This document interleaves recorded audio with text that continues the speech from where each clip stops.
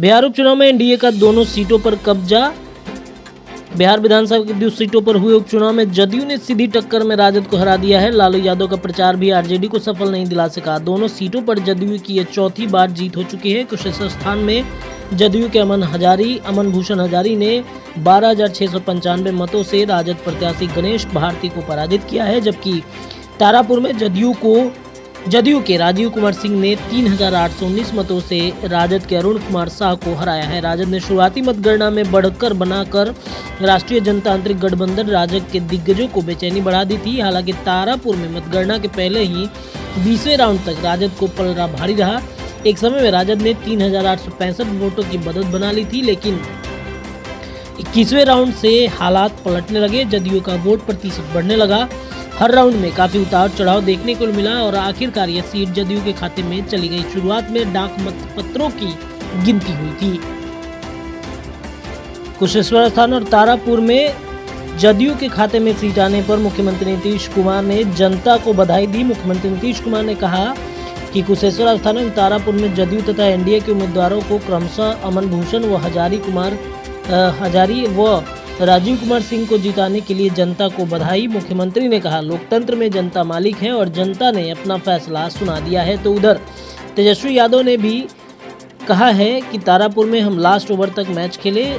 राजद नेता तेजस्वी यादव ने उपचुनाव की दोनों सीटों पर राजद की हार को स्वीकारते हुए कहा कि हमारे पास होने के लिए कुछ नहीं था। तारापुर में हम लोग लास्ट ओवर तक मैच खेले। कुशेश्वर स्थान में जदयू उम्मीदवार को स्पिन पैथी वोट मिला। नेता कार्यकर्ताओं को घबराने की जरूरत नहीं है। धनतेरस पर सभी सेक्टरों में कारोबार का रफ्तार रहा ज्यादा। उम्मीद से बेहतर कारोबार रहने से बाजार के चेहरे की चमक बढ़ गई। पिछले साल की तुलना में प्रमुख 8 सेक्टरों में पटना में 12,000 करोड़ का कारोबार हुआ। ये वर्ष 2020 में 916 करोड़ रुपए था। इस तरह पटना में 306 करोड़ रुपए का कारोबार अधिक हुआ है। इस तरह से इन सेक्टरों में बिहार में पिछले साल 2104 करोड़ रुपए का कारोबार हुआ था, जबकि इस साल यह आंकड़ा 2,745 रुपए पर पहुंच गया। इस तरह से पिछले साल की तुलना में बिहार में भी 641 करोड़ रुपए का अधिक कारोबार हुआ। पिछले साल की तुलना में प्रमुख 8 सेक्टरों में 306 करोड़ रुपए का अधिक कारोबार हुआ। वर्ष 2020 के धनतेरस की अपेक्षा में बिहार में भी 641 करोड़ रुपए का ज़्यादा कारोबार हुआ। बिहार में 1,000 रुपए करोड़ के नए आवासीय प्रोजेक्ट की लॉन्चिंग हुई। बिहार उपचुनाव में राजद के हार के बाद से तेज प्रताप यादव ने हार का ठिकरा तेजस्वी पे फोड़ा। कुशेश्वर स्थान और तारापुर के चुनावी परिणाम आने के बाद राजद विधायक तेज प्रताप यादव ने हार की ठिकरा तेजस्वी यादव को फोड़ा। उन्होंने हार के लिए राजद के 5 नेताओं को जिम्मेदार बताया। कांग्रेस के साथ गठबंधन तोड़ना भी भारी पड़ा। तेज प्रताप यादव के मुताबिक राजद के प्रदेश अध्यक्ष जगदानंद सिंह, नेता प्रतिपक्ष की राजनीति सलाहकार संजय यादव, विधान पार्षद सुनील सिंह और शिवानंद तिवारी के चलते हार हुई। तेजस्वी यादव जब तक इन्हें किनारे नहीं करते तब तक वो मुख्यमंत्री नहीं बन सकते।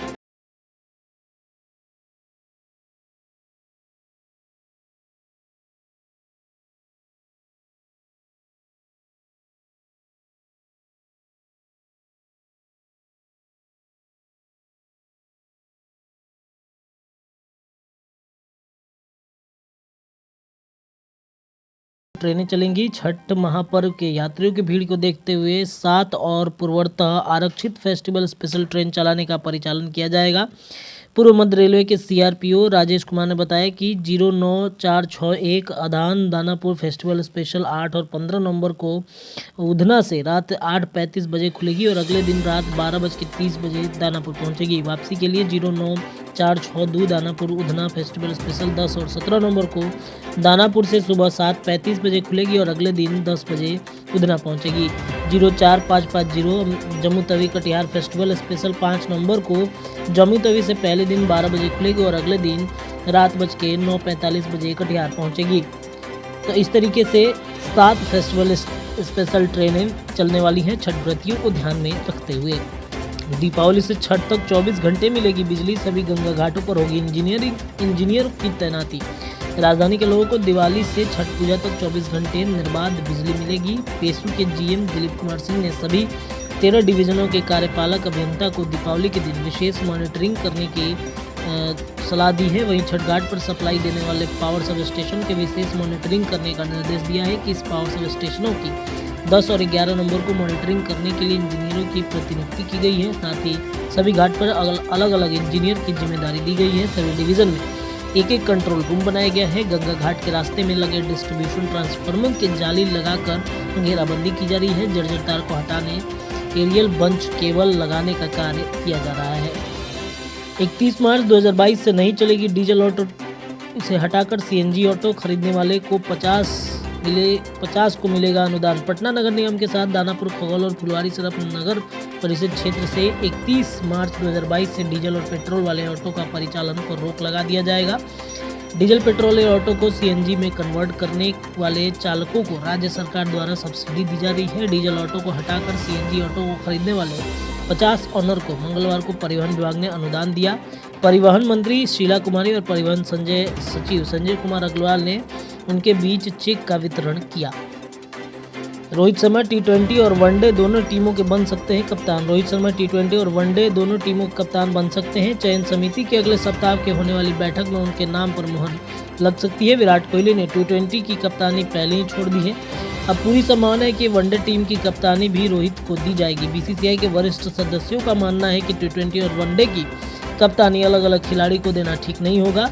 व्हाइट बॉल में रोहित कप्तान और बीसीसीआई का मानना है कि 3 फॉर्मेट के लिए 3 कप्तान से भ्रम पैदा होगा। मौजूदा स्थिति में रोहित सबसे उपयुक्त विकल्प है।